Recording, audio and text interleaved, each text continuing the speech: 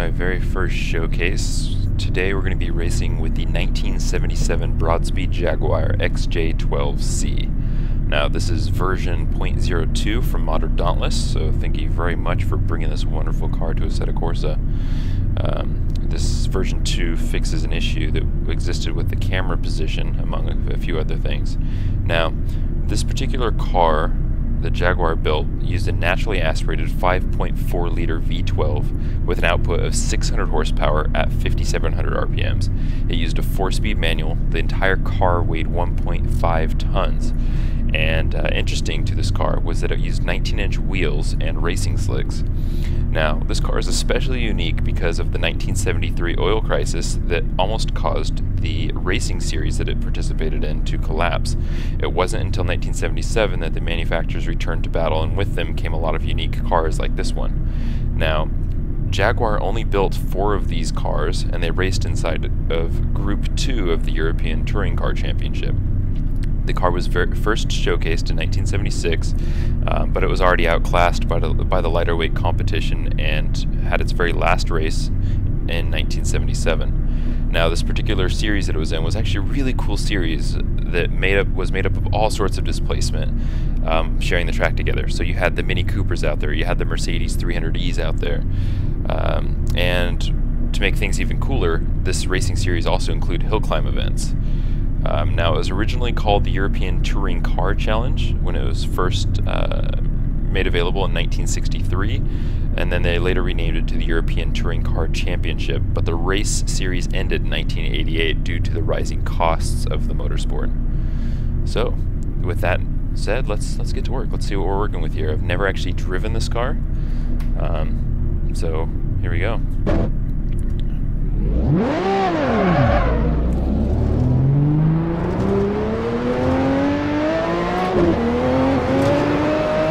Definitely floaty, like I was reading online. They said this car was a very heavy, floaty car.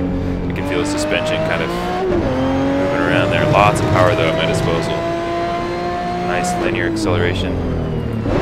Now, this is Brands Hatch. I've never actually raced the circuit before, so you're going to watch me learn this. Brands Hatch was actually one of the circuits that was used in this particular racing series. So as I get familiar with the car and get familiar with the track, you're just going to kind of go for a ride along with me here as I talk about how it feels. It's a beautiful track, by the way. Lots of effort went into this.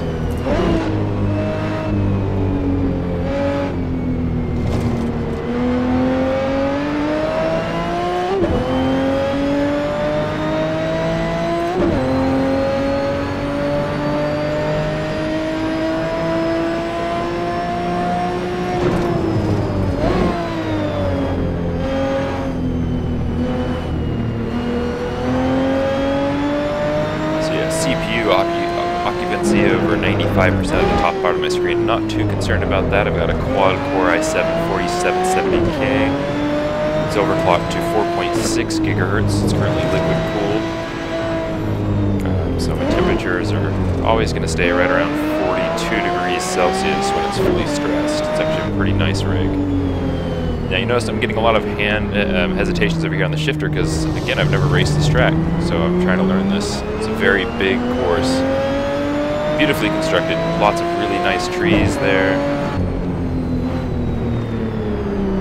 Got a nice off-camber corner, feels a lot of fun.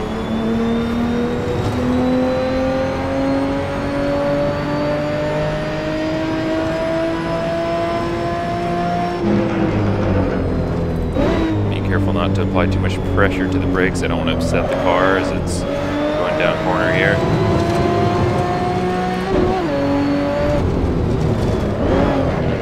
Uh-oh, and there's the wall we're dodging. Look at that, we dodged the wall. Okay, let's get back on the track here.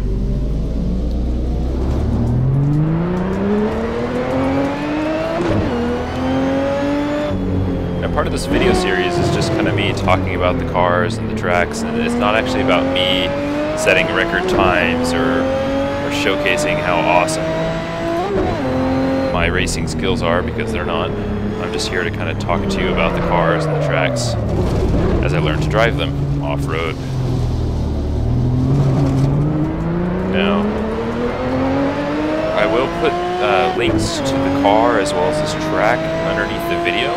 So if you're interested in actually trying this track out, trying out this car, feel free to download them.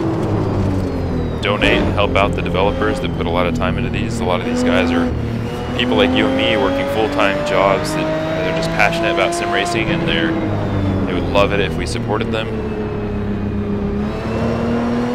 Some of this content has been so good, like the Lamborghini Miria, I'll showcase that in a later video, that the modders' content has actually become official content for use in Assetto Corsa, which is, that's a dream come true right there for that modder. So huge congratulations to him. Unfortunately, I don't have a name for that modder at the moment, but when I do the video, I will be sure to post that name. Love this car though. Sounds are great. Handling's good. It's nice and consistent.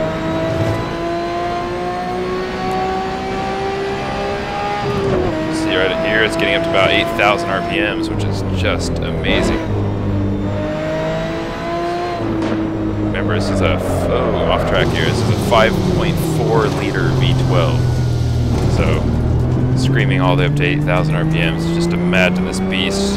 Just beautiful cars sitting there on the runway.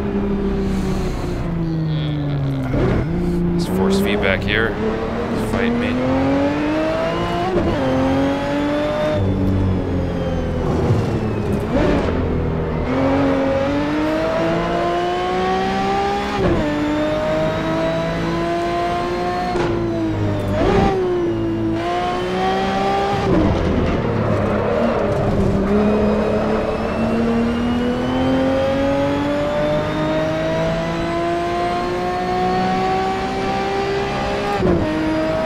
Beautiful sounds.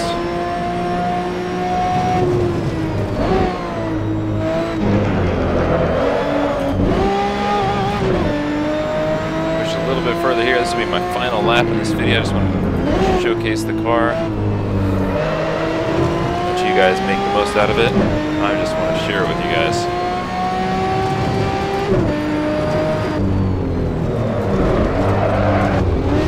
That corner was coming up, but I just didn't know how steep it was. You know, particularly interesting is that the gravel there has a nice deep feel to it. Pretty much brought my car to a halt right away.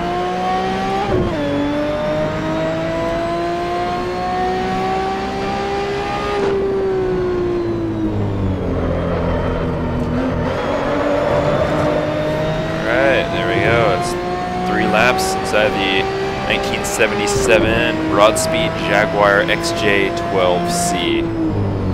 Thank you guys for watching, and I'll see you guys on the next video.